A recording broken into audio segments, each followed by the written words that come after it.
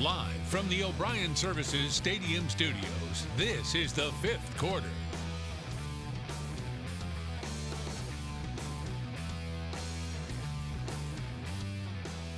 Hello and welcome everybody. This is the fifth quarter, your home all season long for the best high school football coverage in the Cape Fear.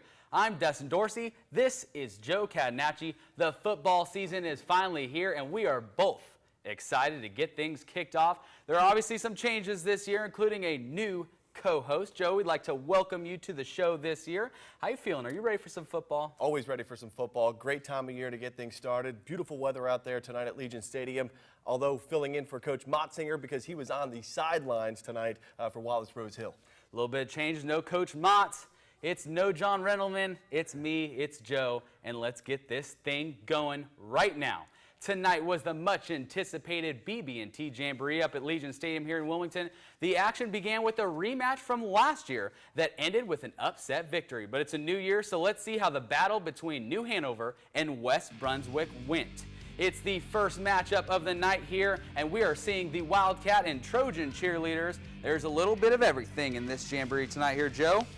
Yeah, New Hanover looked like a well-oiled machine offensively. A couple of young running backs that the Wildcats are really high on. One right there, number 2, Jabez Howard, sophomore for the Wildcats, getting his first varsity experience and looking to run the ball hard here for Coach Earl Smith. And another young cat, it's Megan Canty punching it in for the touchdown. 7-0 New Hanover early on.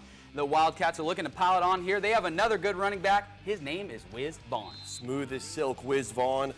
Player of the Year candidate in the Mid-Eastern Conference this year. 1,300 yards of total offense last season for the Wildcats. Now the Trojans trying to get this thing going in the second half. Owen McDowell is loose, and he is scoring right now. It is now cutting down to 7 points in this one. West Brunswick looking for a little bit of an identity here on offense following the departure of Bubba McCray last season. But the Wildcats, they're not going to lose at home. It's Megan Canty again. New Hanover will get the win 19-7. Wildcat head coach Earl Smith is happy with the victory in this one for his team. We had some young guys in there, and we turned the ball over there when we could have gone up by 3 touchdowns. But I think all in all, great effort all around. I was real pleased with the offensive line, pass protection, and all of our seniors really stepped up tonight. The same names every week: Wiz Vaughn, Freddie Taylor, Blake Walston. Our 2 young running backs, our junior running backs, did a good job, except for the one fumble. But yeah, we're excited. And they should be excited, Joe. New Hanover is going to have one heck of a football team this year with those running backs. Yeah, offensively it starts with the quarterback position, as always, with Blake Walston. Great pocket presence tonight by the young man, actually going to play baseball at NC State following his high school career. Defensively, didn't see many highlights on the defensive side for the Wildcats. Linebacking core, huge. Nas Brown, Troy McCaskill, Grant Daly, huge guys to look for on the defensive side of the football. Absolutely, and now on the other side, you could see that loss of Bubba McCray is pretty tough for these guys. Yeah, anytime you lose a player of the year, Mid-Eastern Conference player of the year, I think he rushed the ball something like 30, 35-plus times in the win against New Hanover last season. So, yeah, offensively, looking for some bit of an identity. Like I said, Jakari Bethel, a guy that you can watch for the Trojans as we progress through the course of this season. But overall, West Brunswick Trojans, just good to get out on the football field and hit somebody else tonight. Absolutely. There's another game. Don't worry, there is game 2. So let's get into it. It's a North Carolina classic in this one. South Columbus High School versus the Ashley Screamin' Eagles. And right off the bat, the Stallions are looking to enforce their will early, but they have to protect the football here. Yeah, you see Shane Dickerson get a hand on the football. Connor Lewis jump on it. Early turnover goes to the favor of the Screamin' Eagles. But pretty much that was all we saw from Ashley throughout the course of tonight's matchup. And that's it, because South gets the ball back, and look at Traquan Bellamy. He is a gamer right here. Yeah, 12 wins 1 year ago for South Columbus. Bellamy with over 1,200 yards rushing. Big part of that right here, it's the big man, Seth Buffkin, punching in for the score, 7-0 South. And the Stallions don't have Dennis Leggett this year, but Deron Stevens is here, and he says no problem with that. Whoop, a little cut right there, and great vision, reverses field off tackle, and takes it to the house for the South Columbus Stallions. Say goodbye. It's a big-time touchdown for the Stallions to take the lead, and they will get the win in this ball game. Final score in the second game is 14-3, with South Columbus getting the win. Now let's hear from head coach Russell Dove on his team's performance tonight. They have a great season. It's hard to replicate that, so the kids have to be consistent. We got to stay at work. We got to keep doing the little things that got us there last year. Always a chip on the shoulder, always a chip on the shoulder. And it's kind of always one of the things when we have nothing to lose, But, you know, we want to come out and we want to be aggressive and we want to show them our brand of football. That's what it's about. And but actually a lot of class, played really well, played really hard and stuff. I thought it was a good ball game. So we're excited to come out on top and get ready for the season. We're looking forward to the season.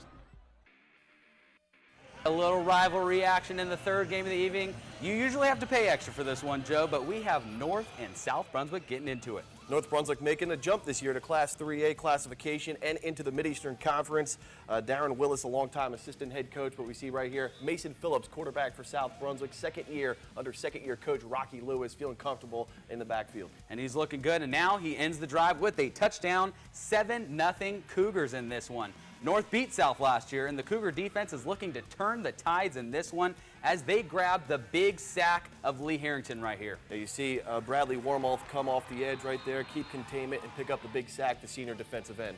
And Isaiah McDonald caps off, comes in. Oh, actually, first, let's check out this beautiful pass right here. Yeah, Mason Phillips, a good deep ball, getting some air underneath the football for Matt Clark to run underneath it, make the great grab. And there it is, the touchdown. That would make it 14-0. That would be your final score in this game. Coach Rocky Lewis grabs the rivalry victory in this BB&T Jamboree, and we caught up with him following the contest.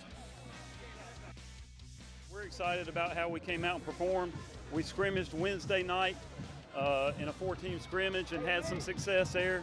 And I was pleased at the way that we were able to move the ball, and it was a good performance. Now, what do you think of that? Because Rocky Lewis, he has a lot of expectations coming in this year. It was a rough year last year, but he said he was going to be doing well, and things are off to a good start for them. You know, going to be a tough hill to climb for South Brunswick due to the fact that, you know, they are a 3A class for this year, along with New Hanover dropping down to 3A in the Mid-Eastern Conference. But all in all, you got a quarterback second year under a second-year head coach. He looked good in Mason Phillips, and defensively got after North Brunswick in a big way tonight. We had some good action in those first 3 games, I will tell you what, but that is just a portion of tonight's 5th quarter. We have more action coming up for you after this break. We'll head back out to Legion Stadium for games 4 and 5 of the BB&T Jamboree. Don't go anywhere. The 5th quarter rolls on.